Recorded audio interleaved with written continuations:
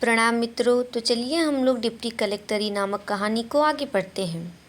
शकलदीप बाबू पूजा पाठ करते, कचहरी जाते, दुनिया भर के लोगों से दुनिया भर की बातचीत करते, इधर उधर मटर गश्ती करते और जब खाली रहते तो कुछ न कुछ खाने को मांग बैठते। वह चटोर हो गए और उनको जब देखो भूख लग जाती।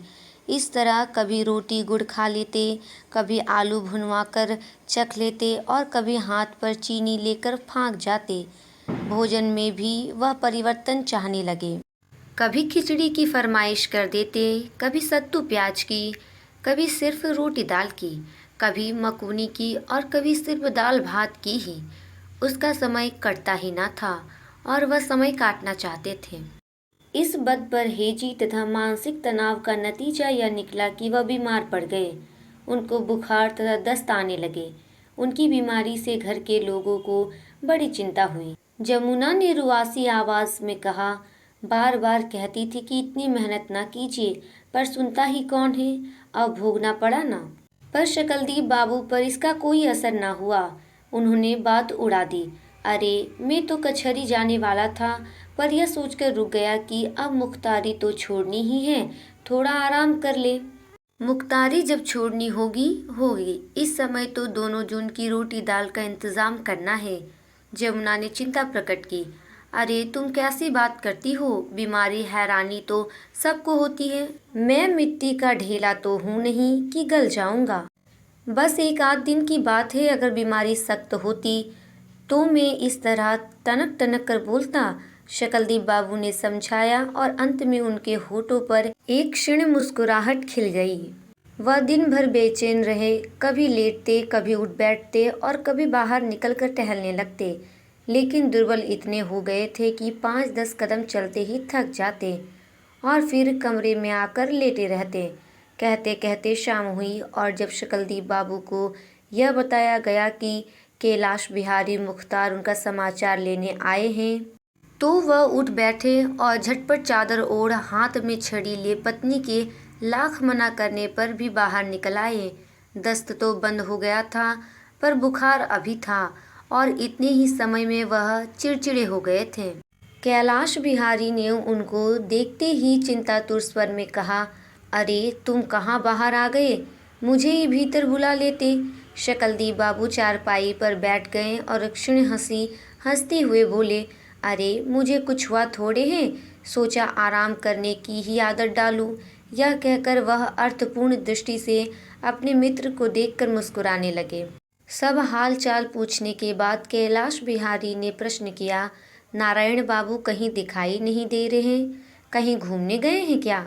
शकलदीप बाबू ने बनावटी उदासीनता प्रकट करते हुए कहा, हाँ, गए होंगे कहीं। लड़के उनको छोड़ते भी तो नहीं, कोई न कोई आकर लिवा जाता है। कैलाश बिहारी ने सराहना की, खूब हुआ साहब। मैं भी जब इस लड़के को देखता था, दिल में सोचता था कि यह आगे चलकर कुछ न कुछ ज़रूर होगा। वह तो साहब देखने से ही पता लग जाता है। चाल में और बोलने चालने के तरीके में कुछ ऐसा है कि चलिए, हम सब इस मायने में बहुत भाग्यशाली हैं।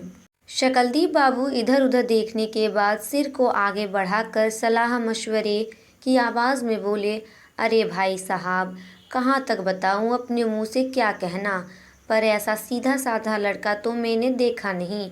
पढ़ने लिखने का तो इतना शौक है कि 24 घंटे पढ़ता रहे, मुंह खोलकर किसी से कोई भी चीज़ मांगता नहीं। कैलाश बिहारी ने भी अपने लड़के की तारीफ में कुछ बातें पेश कर दी। लड़के तो मेरे भी सीधे हैं, पर मंझला लड़का शिवनाथ जितना गऊ है उतना कोई नहीं, ठीक नारायण बाबू की ही तरह है। नारायण तो उस जमाने का कोई ऋषि मुनि मालूम पड़ता है। शकलदीप बाबू ने गंभीरता पूर्वक कहा, बस उसकी एक ही आदत है, मैं उसकी माँ को मेवा दे देता हूँ और नारायण रात में अपनी माँ को जगा कर खाता है। भली बुरी उसकी बस एक यही आदत है। अरे भैया, तुमसे बताता हूँ, लड़कपन में हमने इसका नाम पन्नालाल रखा था, पर एक दिन एक महात्मा घूमते हुए हमारे घर आए। उन्होंने नारायण का हाथ देखा और बोले, इसका नाम पन्नालाल सन्नालाल रखने की जरूरत नहीं, बस आज से इसे नारायण कहा करो। इसके कर्म में राजा होना लिखा है। पहले जमाने की बात दूसरी थी। लेकिन आजकल राजा का अर्थ क्या है? डिप्टी कलेक्टर तो एक अर्थ में राजा ही हुआ। अंत में आंखें मटकाकर उन्होंने मुस्कुराने की कोशिश की, पर हांफने लगे। दोनों मित्र बहुत देर तक बातचीत करते रहे और अधिकांश समय वे अपने अपने लड़कों का गुणगान करते रहे।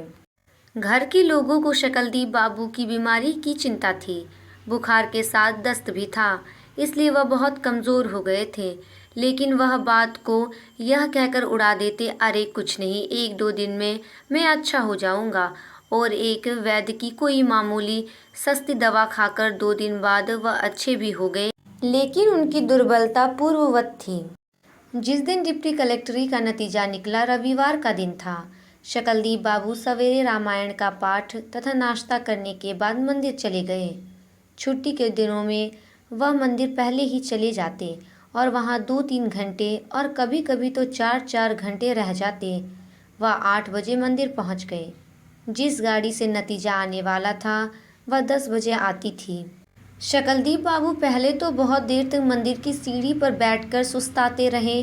वहाँ से उठकर ऊपर आए तो नंदलाल पांडे ने, जो चंदन रगड़ रहा था, नारायण के परीक्षा फल के संबंध में पूछताछ की। शकलदीप वहाँ पर खड़े होकर असाधारण विस्तार के साथ सब कुछ बताने लगे। वहाँ से जब उनको छुट्टी मिली तो धूप काफ़ी चढ़ गई थी। उन्होंने भीतर जाकर भगवान शिव के पिंड के समक्ष अपना माथा टेक दिया। काफ़ी देर तक वह उसी तरह पड़े रहे। फिर उठकर उन्होंने चारों ओर घूम घूम कर मंदिर के घंटे बजाकर मंत्रोच्चारण किए और गाल बजाए। अंत में भगवान के समक्ष पुनः दंडवत कर बाहर निकले ही थे कि जंग बहादुर सिंह मास्टर ने शिव दर्शनार्थ मंदिर में प्रवेश किया और उन्होंने शकलदीप बाबू को देखकर आश्चर्य प्रकट किया। अरे मुख्तार साहब, घर नहीं गए? डिप्टी कलेक्टरी का नतीजा तो निकल आया। शकलदीप बाबू का हृदय धक से कर गया। उनके होठ कांपने लगे और उन्होंने कठिनता से मुस्कुराकर पूछा, अच्छा कब आया?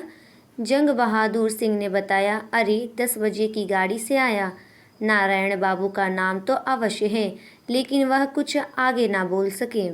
शकलदीप बाबू का हृदय जोरों से धक धक कर रहा था। उन्होंने अपने सूखे होठों को जीभ से तर करते हुए अत्यंत ही धीमी आवाज़ में पूछा, क्या कोई खास बात है?